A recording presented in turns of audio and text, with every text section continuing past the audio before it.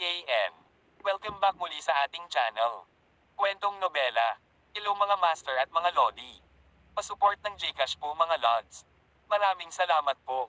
Tere na sa karugtong ng ating kwentong nobela. Ang tugatog ng buhay. Kabanata 3261-3270. Tagalog Translator, Andy Dors. Tawag. I prick. I-click. I subscribe kwentong nobela. Kabanata 3261. Sige, pumunta tayo sa Mount Dragon Tiger pagkatapos. Pagkatapos ng maikling paghinto, may naalala si Alex. Body, may tanong ako. Marami ang nagsasabi na mayroon kang alagad na tinatawag na The Monkey King. Totoo ba iyon? Nag-isip si Ancestor Body at sumagot. Hindi, ayoko. Polish si Asterisk T, tapos si author talaga ang gumawa niyan. Ngunit mayroon akong isang alagad, isang mangangahoy. Yung sa Heart Mountain ba? Sagot ni Body. Ma'am, paano mo nalaman? Nagulat si Alex. So meron ka talaga. Nakita ko sa telebisyon. Nasaan na siya ngayon? Makapangyarihan ba siya? Umiling si Ancestor Body. Isang don't want to talk about it. Looking at his expression, may something ba sa disciple niya na hindi niya masabi? Narating nila ang kanilang destinasyon, kaya pinalaya ni Alex si Cedric at ang iba pang matatanda, kasama na ang strategist ng Flying Eagles. Pagkatapos nito, agad silang nagsimulang sumugod patungo sa silangan. Sa loob ng Yukon, ginamit ni Reese ang Shuttle of Nine Stars para atakihin ang formation ng may malupit na puwersa. Ngunit hindi siya makalusot kahit na makalipas ang ilang oras. The Asterisk Man ito. Ang formasyong ito ay mas mahirap pasukin kaysa doon sa Genbu Dungeon na iyon. The low power inside not even belong to the diffracted universe. Frustration na sabi ni Reese. Tanong ni Juviet, so sinasabi mo na lahat ng bagay sa formation na ito ay nagmula sa Chi Universe? Tumango si Reese. Parang ganoon. Nagpatuloy si Juvia. Narinig ko na ang pinakamakapangyarihang grupo sa loob ng diffracted universe ay pumunta sa Abyss 3,000 taon na ang nakalilipas, umaasa na lipulin ang buong tribo ng undead. Ngunit may kakaibang nararamdaman tungkol dito. Medyo malakas ang mga taong iyon, at hindi na sila dapat pumunta sa 3,000 taon na paglalakbay, na tuluyang nawawala mula noon. Tinubukan kong magpadala ng mga tao sa Abyss para imbestigahan din ito. Ngunit wala silang mahanap na sinuman. Kuya, sa tingin mo ba ay may nakabalik sa grupong iyon noong panahong iyon? Parang may naisip si Reese, mukhang nataranta. Imposible. Agad siyang humiling. Sinabi ni Juvia, oo, naisip ko rin. Ngunit paano natin ipapaliwanag ang kapangyarihan ng batas sa universo ng China ito? Naputol na natin ang daanan sa pagitan ng universo ng Chi at ng universo ng diffracted. Ang tanging pasukan na lamang na natitira ay ang maalamat na lugar na iyon sa loob ng kailaliman. Sagot ni Reese. Huwag mong masyadong isipin ang tungkol dito. Masyadong misteryoso ang lugar na iyon at nawala sa mga talaan sa loob ng milyon-milyong taon. Kahit na ang Chi Universe Lords ay hindi mahanap ang lokasyon nito. At saka, ngayon lang namin narinig ang tungkol sa isang taong lumabas na buhay. Mula doon, tumango ng bahagya si Juvia. Sana talaga, nag-overthink na lang ako dito. Patuloy ang pag-atake ng grupo sa boundary. Nakuha na ng mga kamera sa paligid ang eksenang ito, dahil maraming malalakas na cultivator ang nagtatago sa paligid, naglalabas ng impormasyon tungkol sa undead na kasalukuyang hinahabol si Yukon. Noong panahong iyon, nagpasya ang mga awtoridad sa loob ng Amerika na ilikas ang mga mamamayan upang makapasok sa mga piitan sa maayos na paraan, umaasang masisilungan doon. Kasabay nito, ang mga miyembro ng League of Cultivators ay dahan-daang dumarating sa orihinal na palasyo ng Yorkshire na 3,000 milya sa timog ng Amerika. Nang makarating si Alex at ang iba pa ay marami ng tao. Panginoon ko. Pagbati, aking Panginoon.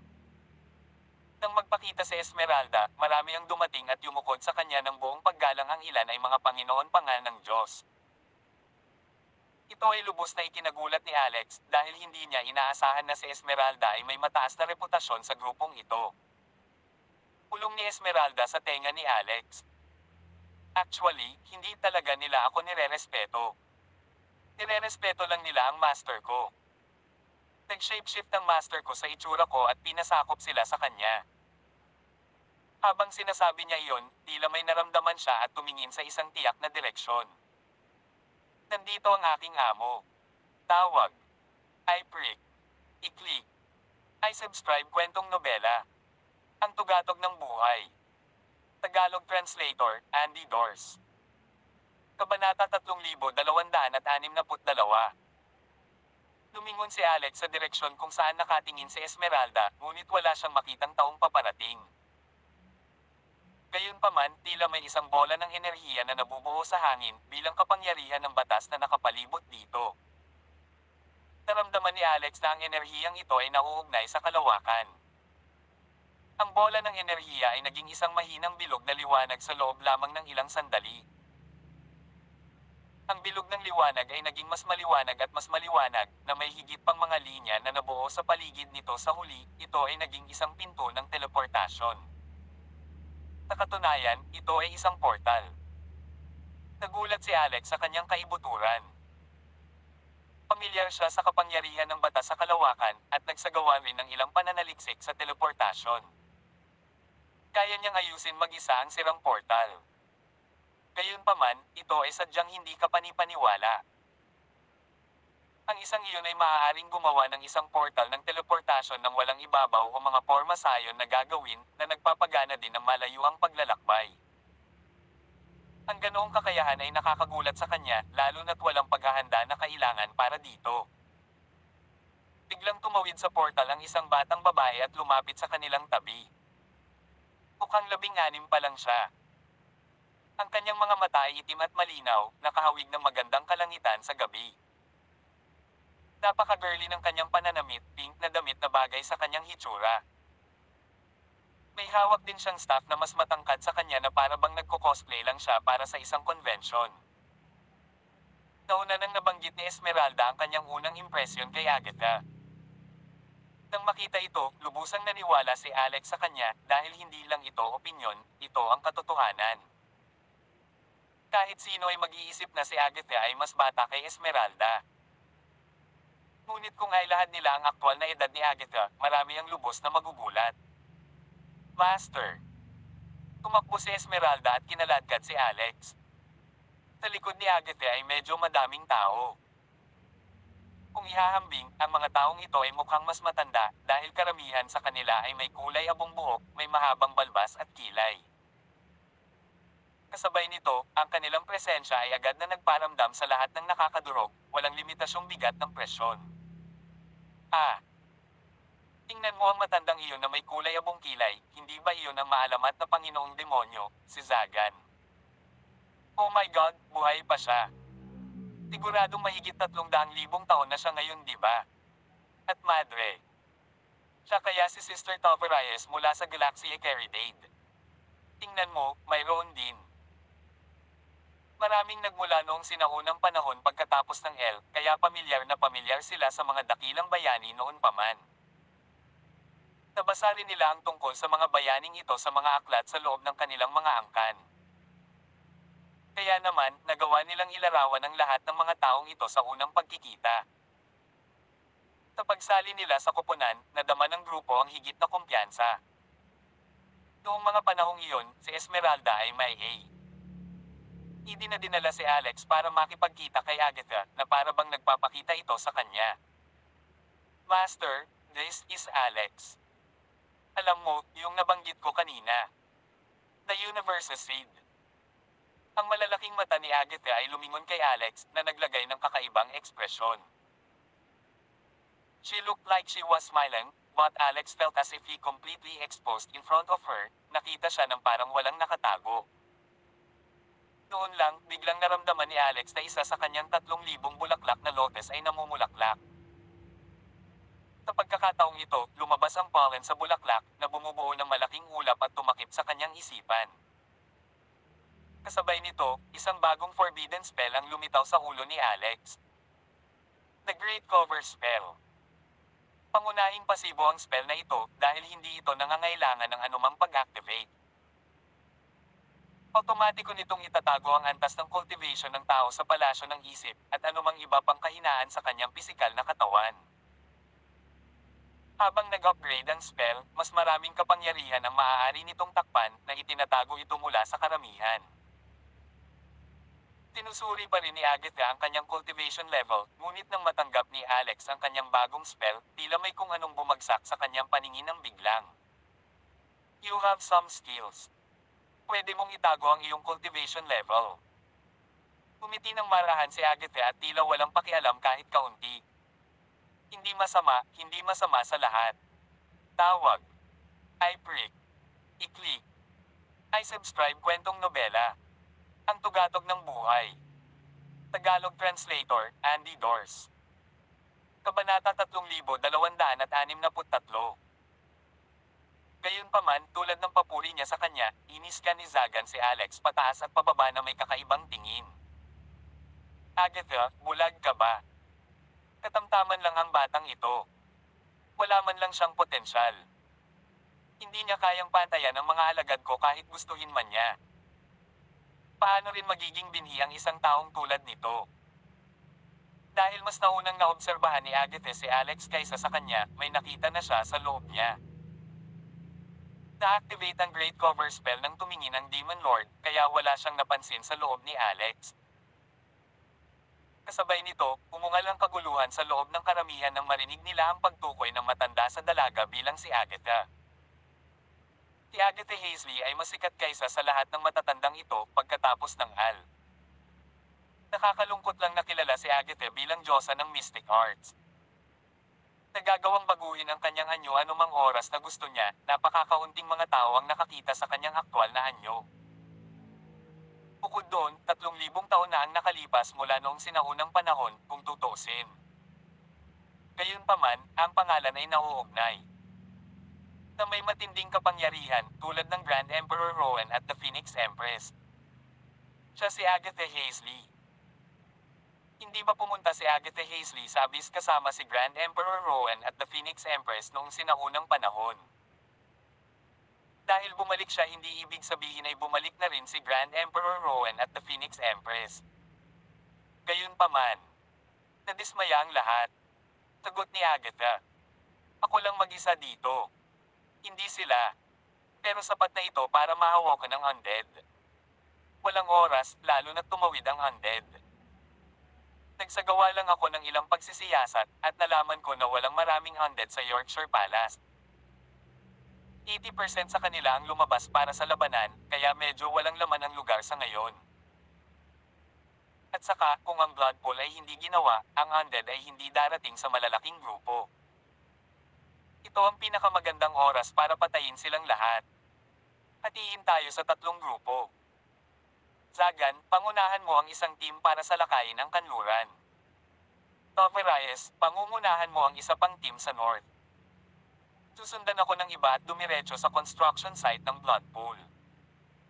Sinabi ni Zagan, walang problema. Tumango rin si Toverayes. I've been waiting for this. Nagsalita ang dalawa pang inimbitahan ni Agatha. Paano naman tayo? Sagot ni Agatha. Susundan mo ako. Mukhang nagalit ang dalawa.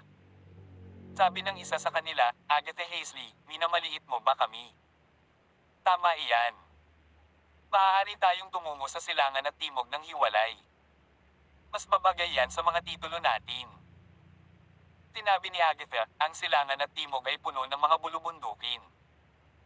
Wala kahit isang undead doon. Kaya bakit ka pupunta doon? Nanlaki ang mga mata ng dalawang matandang kapatid na medyo nahihiya.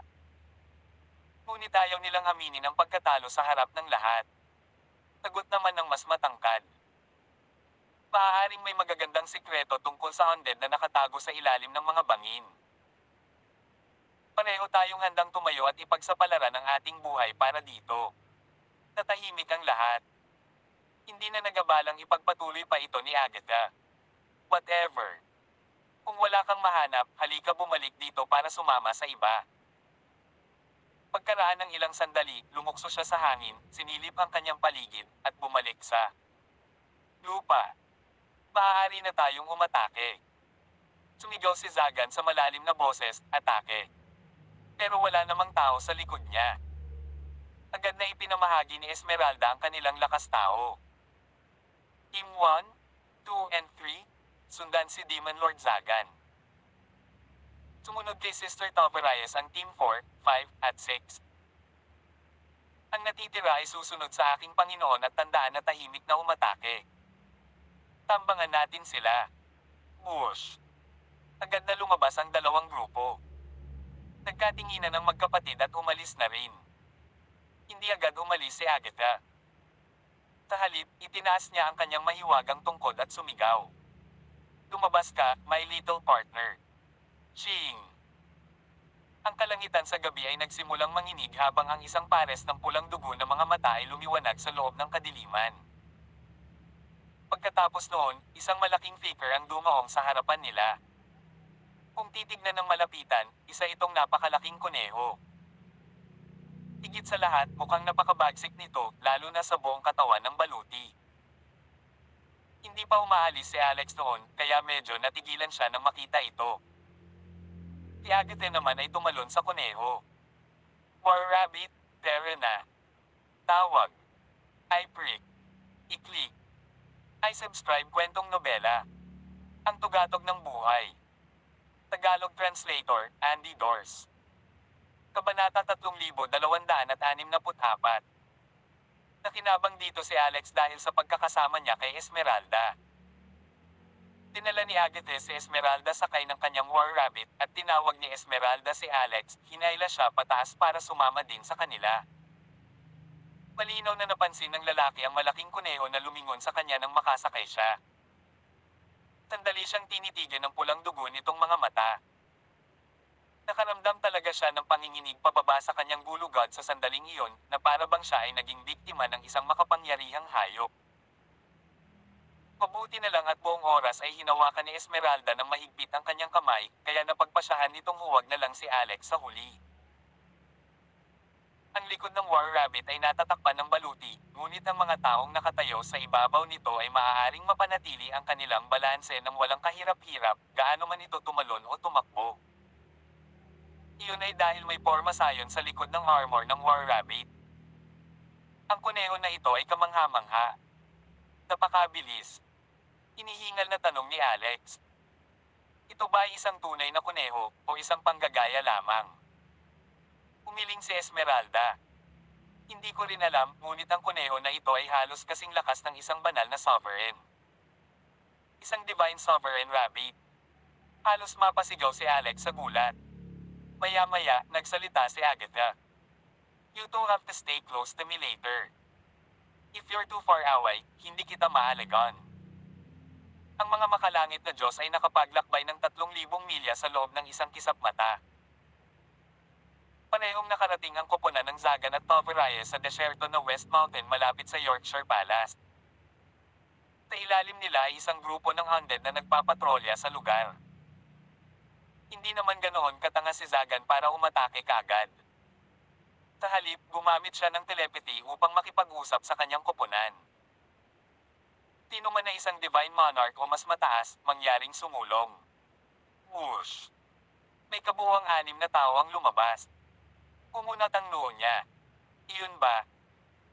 Mayroong halos 10,000 undead sa loob ng grupong iyon, kaya imposibleng patayin silang lahat ng walang gulo. Hindi bale. Ikaw, at ikaw, sumunod ka sa akin at umatake mula sa harapan. Sasalakayin nating 4 sa wakas. Tandaan na maging matulin gamit ang iyong espada at panatilihing mababa ang profile. Ang iba sa inyo ay bababa para tulungan kami kapag napagtanto ninyong nagsimula na ang isang todong digmaan. Halatang nakaranas si Zagan sa digmaan. Kaya naman, pagkatapos niyang magtalaga ng isang tungkulin sa lahat, sila ay buo-buo na umalis pagkatapos magbilang hanggang 3. Ang mga figure ay agad na naging mga anino sa ilalim ng madilim na kalangitan sa gabi, dahan-dahan at tahimik na lumalapit sa grupong undead. Isang halo ng buhangin at alikabok ang sumugod sa ulo ng undead, gamit ang hangin para makapasok sa kanilang mga mata. Marami ang hindi man lang nagawang imulat ang kanilang mga mata dahil dito. Anong klaseng hangin ito? Nararamdaman kong nabulag ako. Bilis, takpan mo. Ang front section ng Undead Patrol Team ay agad na naging gulo. Dahil napakarami sa kanila, sapat na ang kaguluhan para year-on sila at mabangga ang bawat isa. Iba pa, lumilikha ng kontrahan sa proseso. Ilang saglit lang ay may sumigaw na. What the F asterisk 6 sino sa inyo ang sumundot sa paa ko? Hindi mo ba kayang putulin ang iyong mga kuko sa paa? Slash. Tinong nanakit sa akin. Hindi mo ba napapanood ang baril mo? Tinong nawala ng malay. Holy she asterisk T, Sir Boggs, bakit ka nawala ng malay? Namatay siya. Sino yun? Sino ang pumatay sa kanya? Ang buhangin ay pumasok sa kanilang mga mata. Sa dami ng alikabok na ito sa hangin, wala sa mga undead ang nakakakita ng maayos. Kahit na sinubukan nilang gamitin ang kanilang banal na kamalayan, ito ay magiging malabo pa rin. Ang lahat ng ito ay sanhi ng Demon Lord, si Zagan. Ang mga matatandang ito ay dumaan sa mga digmaan noong sinaunang panahon at nakipaglaban sa undead sa nakaraan. Kaya, natural lamang para sa kanila ang mataas na karanasan. Ang pagharap sa kanila ng direkta ay ang pinakamasamang plano na posible nang malaki kapag sila ay nalampasan. Sa makatuwid, ang lahat ay nangangailangan ng mahusay na mga kalkulasyon at pagpaplano. Tawag. I-prick. I-click. I-subscribe kwentong nobela. Ang tugatog ng buhay. Tagalog Translator, Andy Dors. Kabanata 3265. Pagkatapos noon, pinangunahan ni Zagan ang kanyang koponan na makihalubilo sa karamihan, na pumapatay ng pinakamarami hanggat maaari sa panahon ng kalituhan na ito. Mula sa malayo, ang mga taong inutusang mag-standby ay labis na humanga nang makita kung paano naganap ang plano ni Zagan. Ipinakita nito kung gaano siya kahusay dahil nagawa niyang bawasan ang kanilang mga panganib sa pamamagitan ng pagpili na huwag harapin ang undead. Bukod dito, nagawa nilang pumatay ng higit pang mga kaaway kaysa sa inaasahan. Matagal ko nang narinig ang tungkol sa kung gaano katalino ang Demon Lord Zagan noong nakikipaglaban sa undead noon. Makakaisip siya ng maraming ideya at trick na nakatulong sa paglikha ng mga himala sa panahon ng mga itong mga laban sa bawat oras. Mukhang naaayon sa pangalan niya. Sa paghahambing, ang Toverayes ay nahaharap sa isang malagkit na sitwasyon. Ang matandang madre ay nagpakawala ng isang malakas na sigaw, itinaas ang kanyang banal na espada habang siya ay naglaslas sa undead na hukbo. Nakuha nito ang atensyon ng mga kalaban, at ang buong koponan ay kailangang sumabak sa malapitang labanan doon at pagkatapos. Habang sumasabog sa hangin ang chi at wind blades, naalerto ang buong hukbo sa kanilang presensya. How dare these disgusting natives fight back? Hiningi nila ang kamatayan. Natanggap agad ni Arya ang balitang ito, kaya nagdala siya ng isa pang team para sumali sa laban. Para sa isang maikling sandali, si Toverayes ay nasugatan ni Arya na humantong sa ilang undeads na nakapaligid sa kanya na nagbigay sa kanya ng paraan upang makatakas. Mapalad ang magkapatid na nagtungo sa silangan walang nakita sa kanilang daan ngunit narinig ang mga ingay ng labanan na nagmumula sa hilaga. Nangangati para sa ilang aksyon, iniwan nila ang kanilang orihinal na landas at sumugod. Nang sumali ang dalawang matandang lalaki, bahagyang nabawasan ang pag-aalala at panlulumo ni Toverayes. Hoy, matandang madre, hindi ka ba dapat magpasalamat sa amin?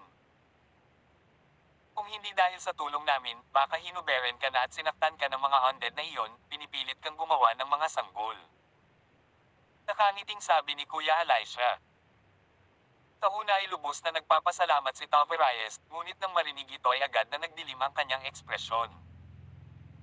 Umalaklak ang nakababatang kapatid na si Salvador.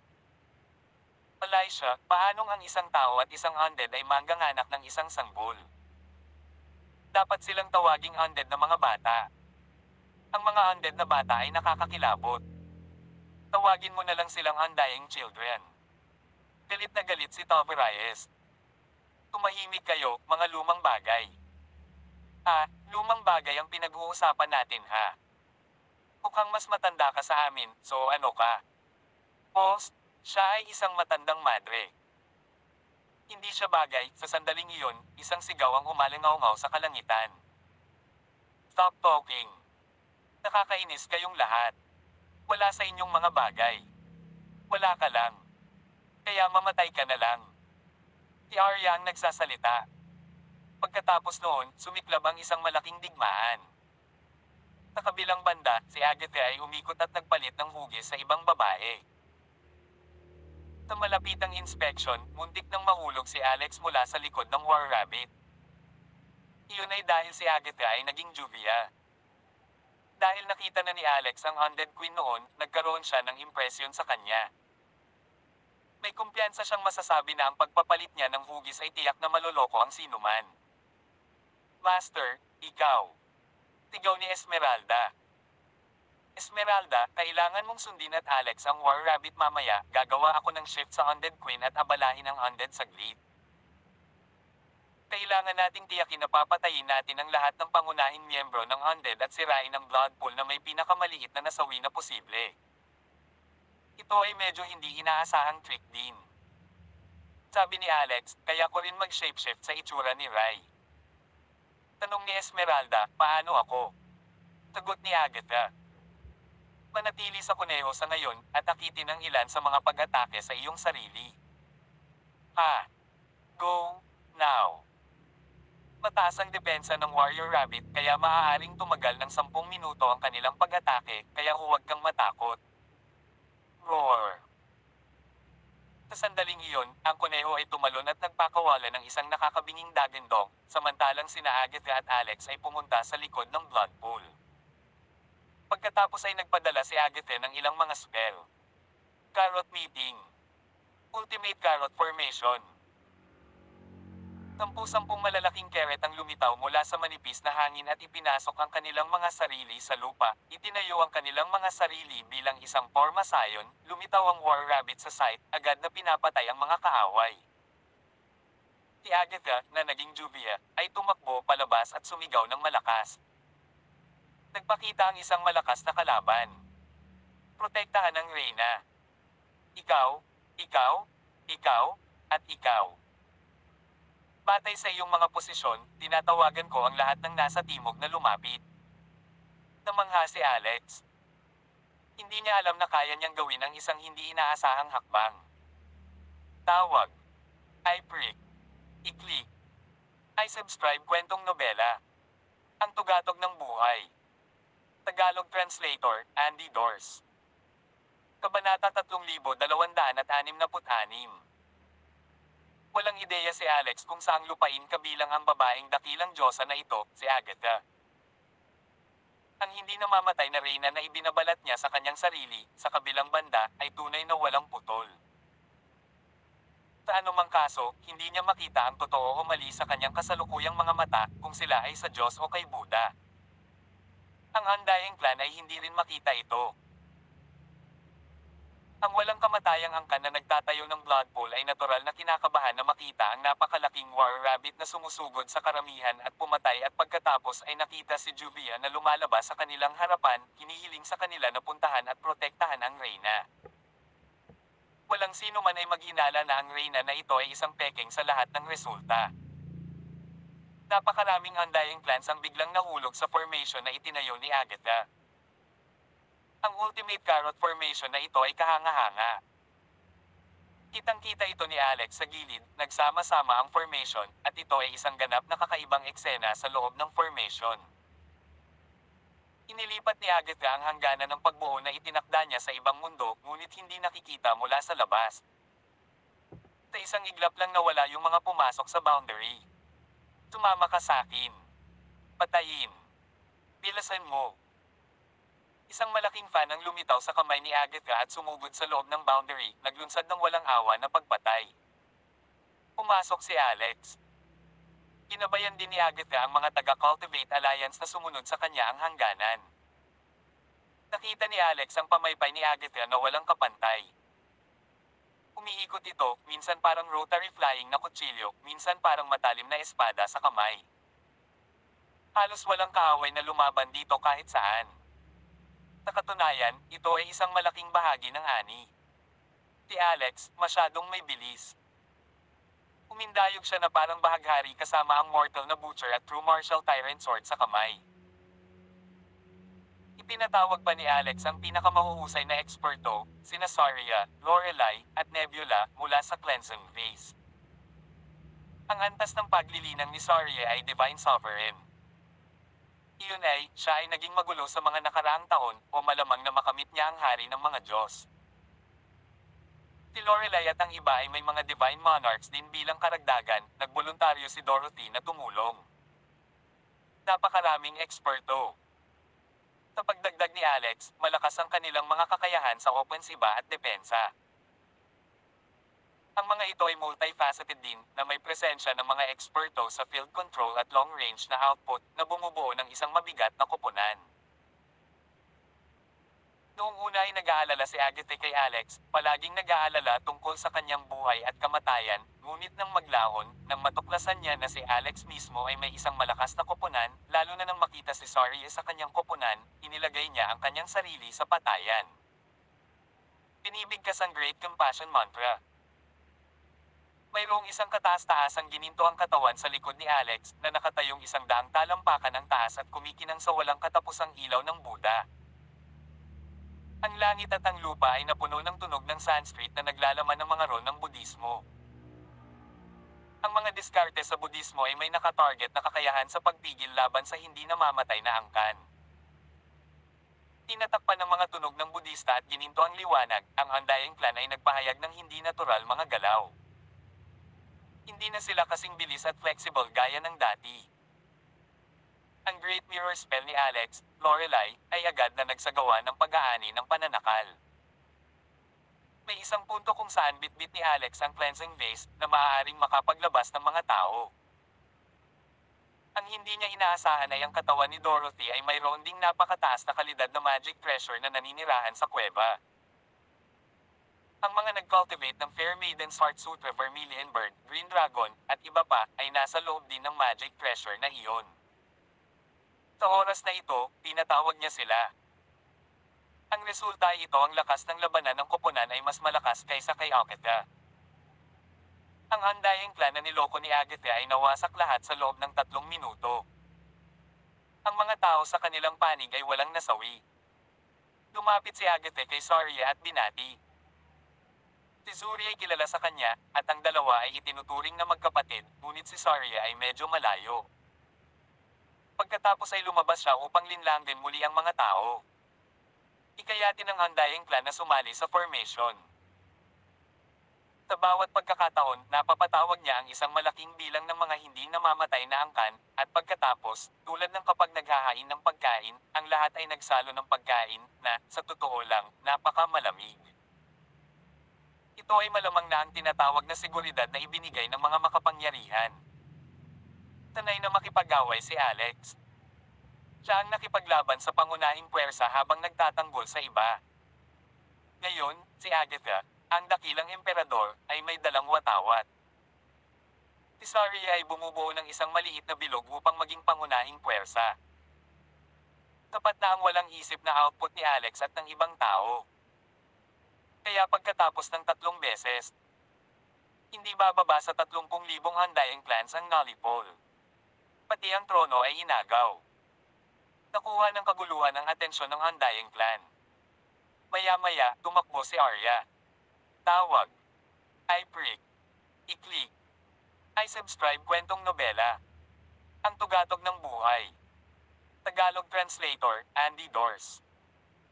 Kabanata 3267. Ipinaalam sa kanya ng ilang miyembro ng Undying Clan na bumalik sina Juvia at Riz, ngunit medyo kakaiba ang sitwasyon. Tatlong grupo ng tao ang ipinatawag ng Reyna, ngunit wala ni isa sa kanila ang lumitaw. Pagtingin sa War Rabbit at Esmeralda sa itaas, naging napakatalim ng mga mata ni Arya dahil sa inis.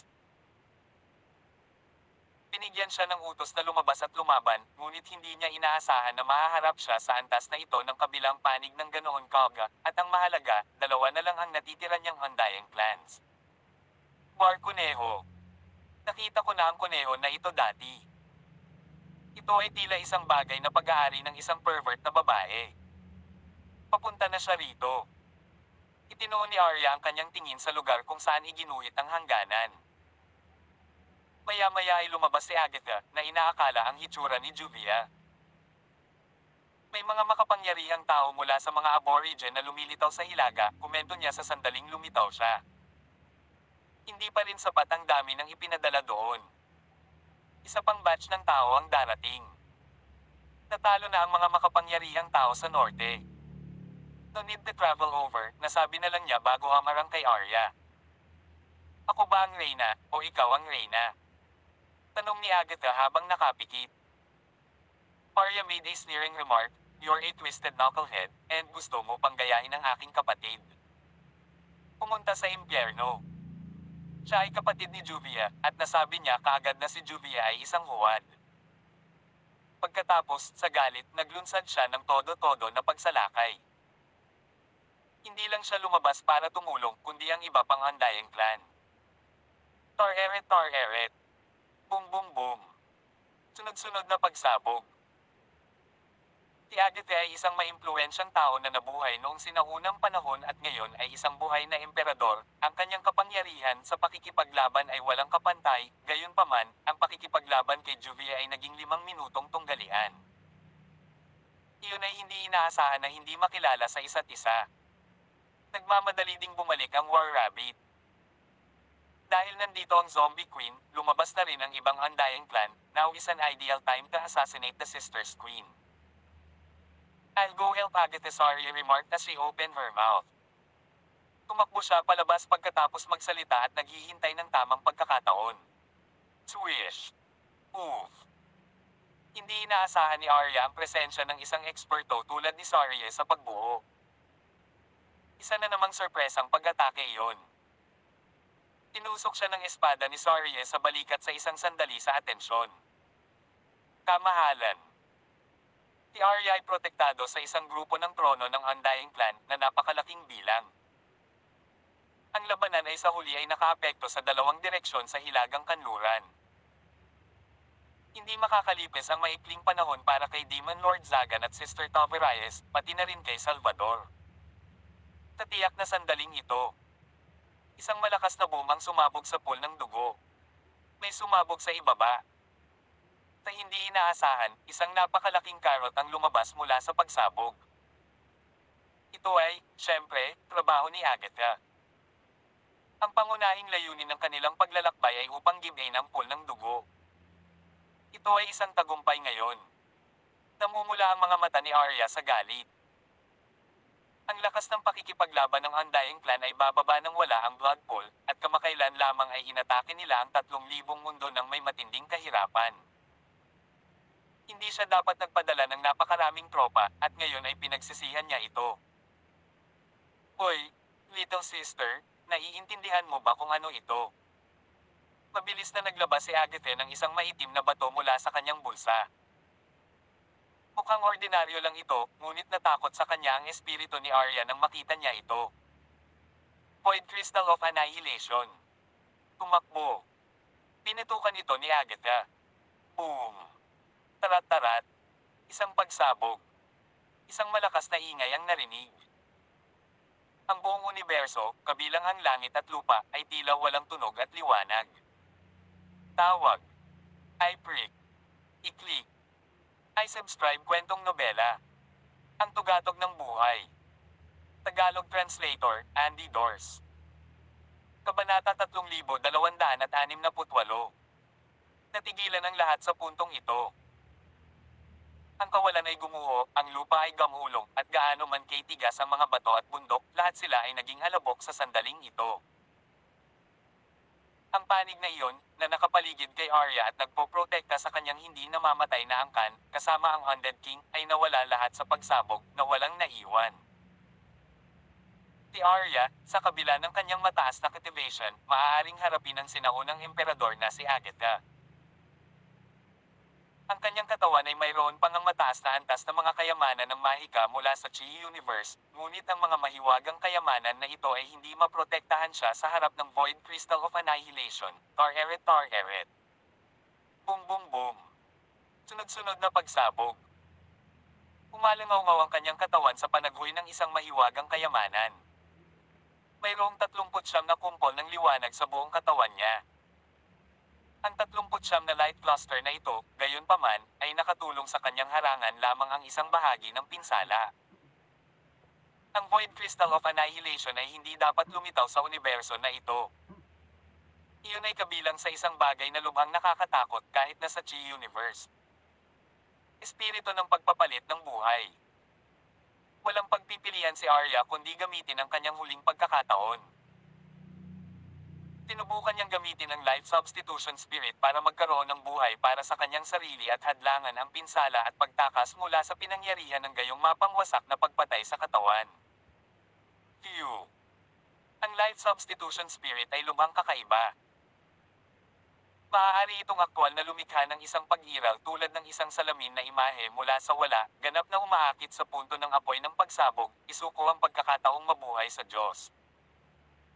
Matapos itapon ni Arya ang life substitution spirit, desperadong tumakas siya. Pulang-pula ang mata, talagang hindi niya inasahan na si Agatha ay makabuo ng isang bagay na makalangit na kakalaban. Kaya tama ang dati niyang hula. Siya ay talagang mula sa kailaliman at nakatakas mula dito, gayunpaman, ito ay pansamantala lamang. Nagulat si Arya nang mapansin na isang sari-saring pulang aura ang lumitaw sa landas na tinahak ng kanyang Diyos para tumakas. Ang isang mas malapit na pagtingin ay nagsiwalat na ito ay isang duguan na kuneho. Hindi ito ang unang pagkakataon na nagkaroon si Arya na inaway ni Agatha. Bilang resulta, napakalinaw niya tungkol sa ganitong uri ng kuneho. Ang banal na kuneho ay ang pagdurog ng banal na kakayahan ni Agatha. Ito ay isang suicide rabbit na napakahirap harapin dahil bawat isa dala ng kuneho ang pinakamataas na lakas ng batas, ang banal na kapangyarihan. Ang mga kuneho na ito ay hindi titigil sa pag-atake sa target. B****, B****. Nag-alala at nagmura si Arya. Dati siyang nasugatan ng Void Crystal of Annihilation, ang kanyang mga buto ay nabali ng hindi bababa sa 100 beses, at ang kanyang mga panloob na organo ay nasusunog na parang apoy. Malubha ang kanyang mga sugat, at karamihan sa mga nagtatanggol na mahiwagang kayamanan sa kanyang katawan ay nawasak sa pagsabog. Kahit na may mga nakaligtas pa, lahat sila ay nawala ng bisa. Desperado si Arya ngayon.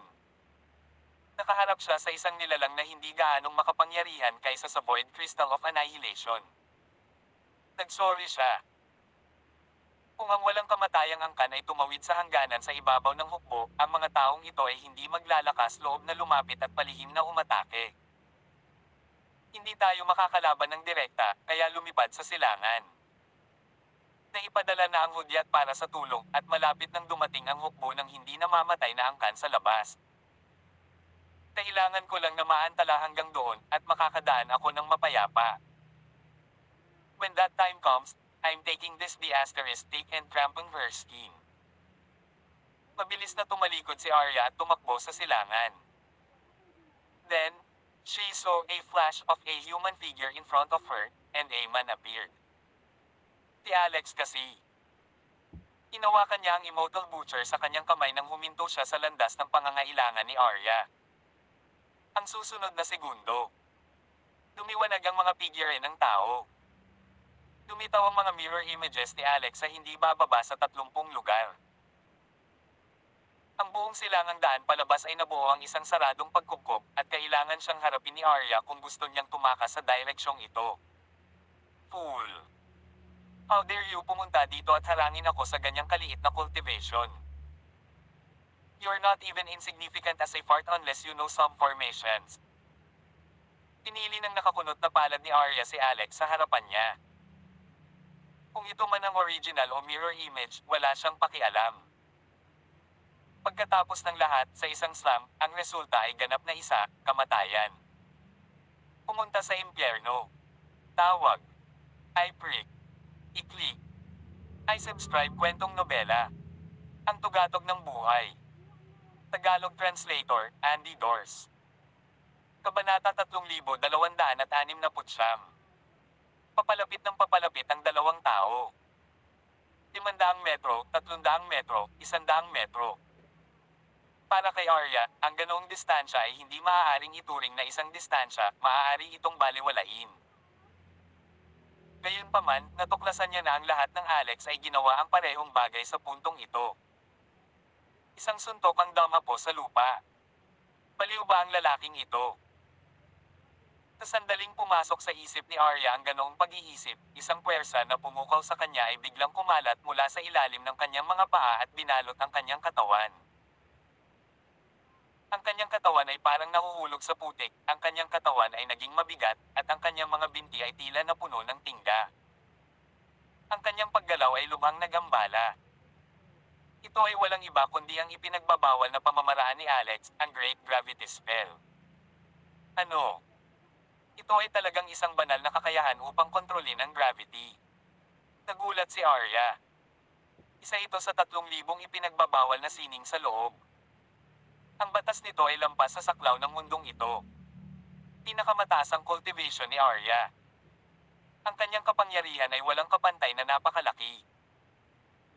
Ngunit, sa linangin ng Great Gravity Spell ay hindi dahil mataas ang cultivation ng isang tao kung gayon ang epekto ng gravity ay magiging mas mababa.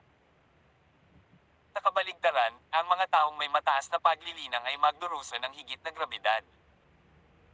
Si Arya ay malapit na sinundan ng banal na kuneho.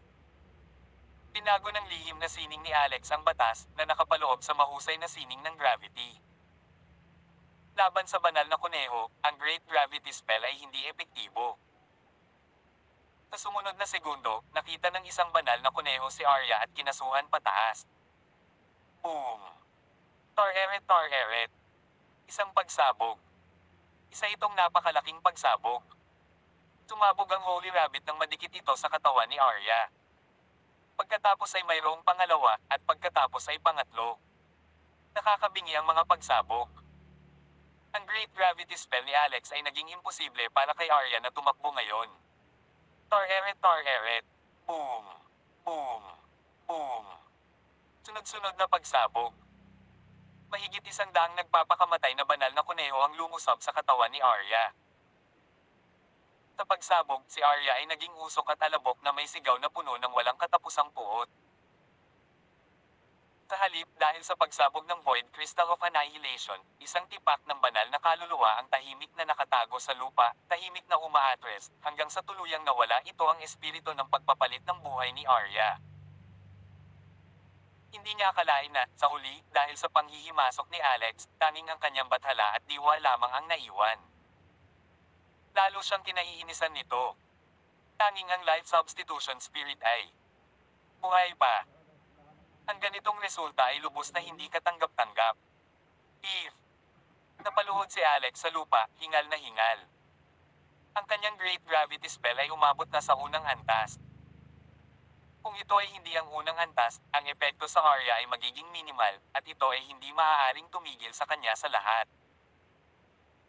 Kaya naman, naghanap siya ng paraan para sobrang magpataw ng buong 36 na larawan, bawat isa ay nag-cast ng Great Gravity Spell. Sa ganitong paraan, kapag sila ay pinagsama-sama, ang gravity ay umabot sa isang nakakatakot na halaga. Ang tanging isyo ay ang pagkonsumo ay labis. 36 na larawan, bawat isa ay kumokonsumo ng chi, ang nagsumite ng Great Gravity Spell. Malapit na siyang mag-collapse ngayon. Gayunpaman, ang kinalabasan ay kasiya siya. Ang kapatid ng Undead Queen at ang kanyang pinakamahalagang kanang kamay ay pinasabog hanggang sa mamatay. Alex naman. Lumapit si Esmeralda kay Alex at lumuhad sa harapan nito, binuhat ito, kamusta ka? How dare you? Ang babaeng iyon ay kapatid ng Undead Queen. Nilabanan siya ng aking amo sa daan-daang round at hindi man lang alam kung sino ang nanalo. Hindi ka ba natatakot na mapatay agad? Tumawa si Alex, sumando sa kanya, at nagtanong, kamukha ko ba ang sarili ko sa dati kong buhay? Samantala, hindi maganda, may nangyari sa kapatid ko. Sabi ni Juvia, ang Undead Queen, malayo sa kaparangan. Tawag. I prick. I-click. I subscribe kwentong nobela. Ang tugatog ng buhay. Tagalog Translator, Andy Dors. Kabanata 3270. Nakasalukuyan, nakatutok pa rin si Reese sa pag-atake sa Thousand Flag Formation. Batay sa kasalukuyang pag-unlad, aabutin ng hindi bababa sa isang araw upang malagpasan ang hadlang na ito. Nalungkot si Reese, at sa isang lugar na tulad ng Wastelands, makikita talaga ng isa ang pagbuo ng ganitong antas.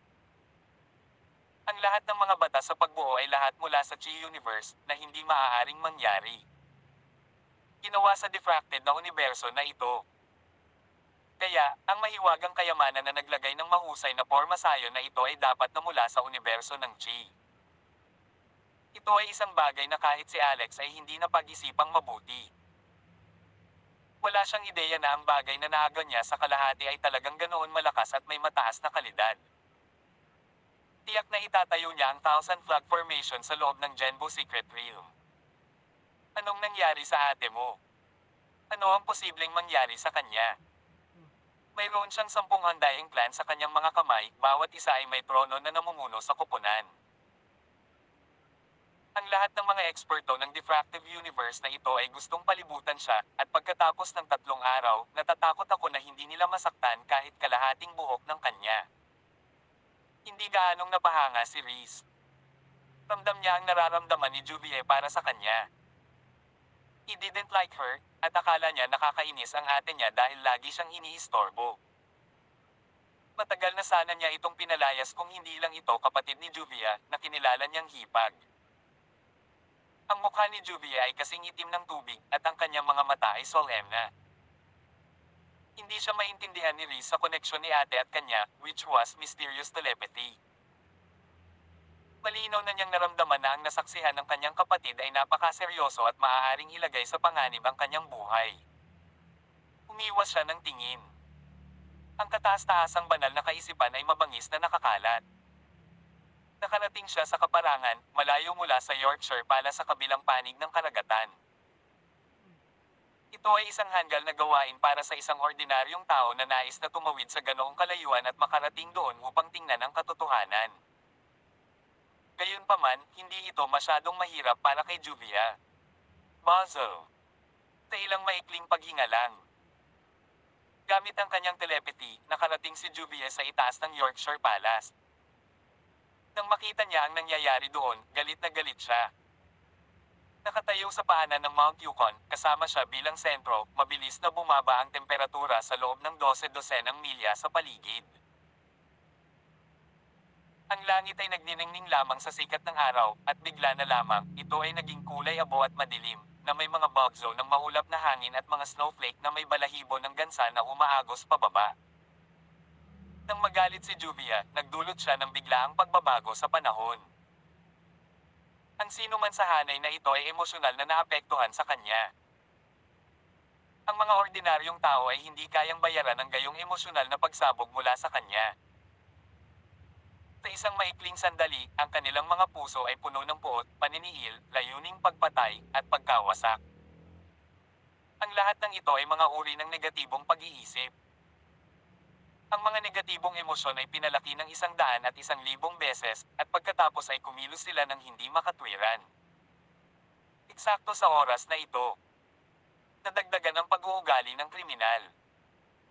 Ang orihinal na mabait na mga tao ay biglang naging mamamatay tao at marahas. Si Reese, ang panganay na kapatid ni Juvia, ang pinakaapektado. Ito ay dahil siya ang pinakamalapit kay Juvia. Sa kabutihang palad, ang kanyang antas ng cultivation ay sapat na malalim, at mabilis niyang naisip ang kanyang mga iniisip, nagtanong, ate, ano ang nangyayari sa iyo? Tumabog ang katawan ni Juvia sa walang hangganang pagkamuhi. Hindi nabuhay ang kapatid kong si Arya. Natigilan si Reese, wala na bang buhay si Arya? Anong nangyari? Pumunta ka sa Yorkshire Palace, pumatay, at maghaiganti, Mata Ray na sabi ni Juvia. Pero itong Yukon Formation ay malapit ng masira. Hindi na kailangang sirain ito. Nasa Yorkshire Palace ang brat na iyon na si Alex, at isa siya sa mga pumatay sa kapatid ko. Gusto kong iguhit ang balat ng taong ito, kunin ang kanyang kaluluwa, at ay pino ito sa aking sapatos. Pinibigkas ni Juvia ang mga salitang ito ng may kamandag na inihayag ang lalim ng kanyang pagkamuhi kay Alex.